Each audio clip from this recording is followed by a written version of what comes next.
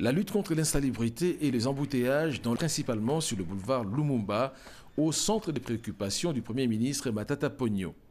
Le chef du gouvernement a réuni dans son cabinet de travail le gouverneur de la ville de Kinshasa, André Kimbuta Yango, et le ministre délégué auprès du Premier ministre en charge de finances, Patrice Kitebiki-Bonvoul.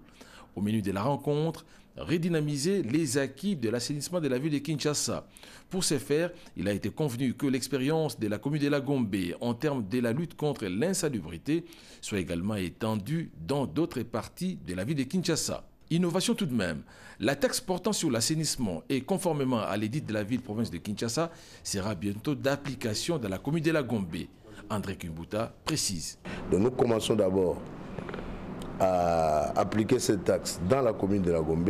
Nous voyons quel volume ça peut prendre. Est-ce que le trésor public va intervenir, ne va-t-il intervenir? Nous tentons cette expérience de la Gombe pour l'étendre à travers toute la ville. Dans un autre registre, Matata Ponyo a bien voulu se rendre compte de l'état d'avancement des travaux sur le boulevard Lumumba. Ici, le souci de l'équipe Matata est de mettre un terme aux embouteillages sur cet axe. Pour ce faire, le vice-premier ministre et ministre du Budget, Mokoko Samba, le ministre de l'Urbanisme et Habitat, Infrastructures, Travaux publics et Reconstruction, ainsi que la partie chinoise qui y travaille, ont aussi été associés à la rencontre. L'économie de ces échanges avec Fridolin Kassio-Musoka, patron du secteur. Il y a un ouvrage qui a été complètement terminé, à savoir le pont de Chili.